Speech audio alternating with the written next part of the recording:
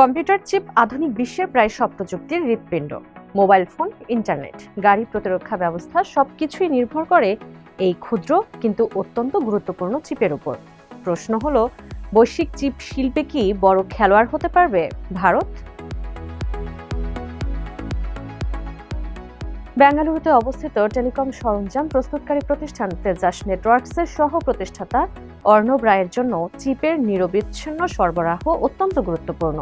তার প্রতিষ্ঠান mobile phone network ও ব্রডব্যান্ডের সংযোগের সাথে সংশ্লিষ্ট প্রযুক্তি সরবরাহ করে।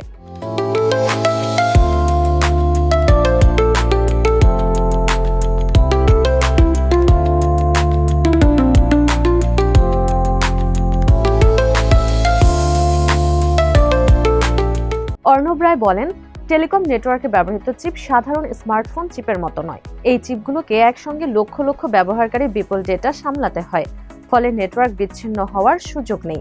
তাই নির্ভরযোগ্যতা ও নিরাপত্তাই এখানে সবচেয়ে গুরুত্বপূর্ণ।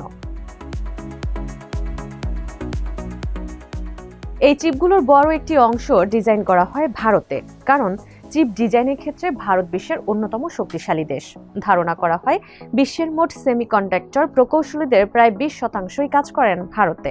ভারতের তথ্য প্রযুক্তি মন্ত্রণালয়ের যুগ্ম সচিব অমিতেশ কুমার সিনহার ভাষায়, বিশ্বের প্রায় সব বড় চিপ কোম্পানিরই ভারতে বড় ডিজাইন সেন্টার রয়েছে, যেখানে কাজ হচ্ছে অত্যাধুনিক প্রযুক্তি নিয়ে।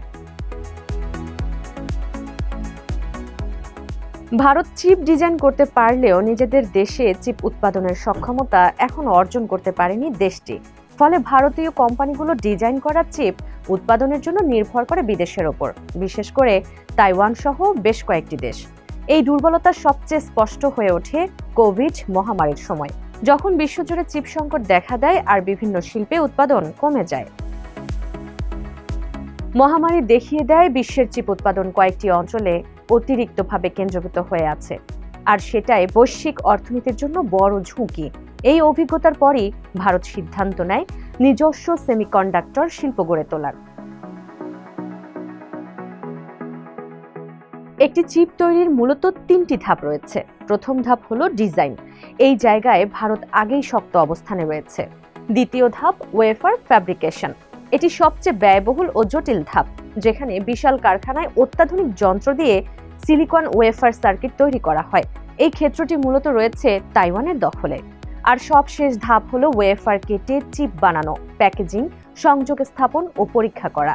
এই ধাপটিকেই বলা হয় outsourced semiconductor assembly and test.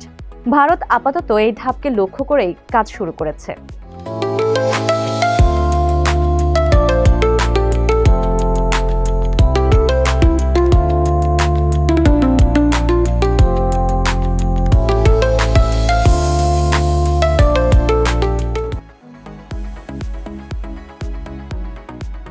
2023 সালে প্রতিষ্ঠিত কাইনেস সেমিকন গুজরাটে চালু করেছে একটি চিপ অ্যাসেম্বলি ও টেস্টিং কারখানা। এই কারখানায় বিনিয়োগ করা হয়েছে প্রায় $26 কোটি।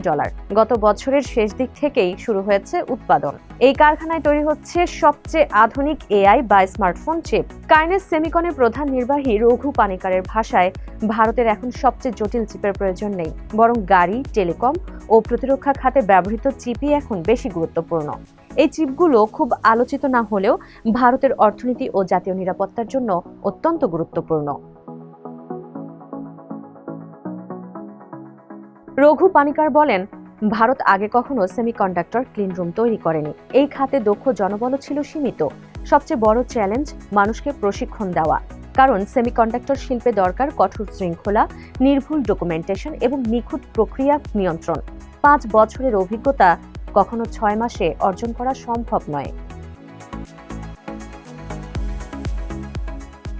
তেজাস নেটওয়ার্কসের অর্ণব রায় বলেছেন, আগামী দশকে ভারতে একটি শক্তিশালী সেমিকন্ডাক্টর উৎপাদনের ভিত্তি গড়ে উঠবে। তার মতে, একদিন ভারতীয় কোম্পানিগুলো নিজেরাই সম্পূর্ণ টেলিকম চিপসেট ডিজাইন ও উৎপাদন করতে পারবে। তবে তার জন্য দরকার সময়, ধৈর্য এবং দীর্ঘমেয়াদী বিনিয়োগ, কারণ ডিপটেক শিল্পের সাফল্য আসে ধীরে, আর ভারত এখনও সেই দীর্ঘ যাত্রার একেবারে শুরুতে।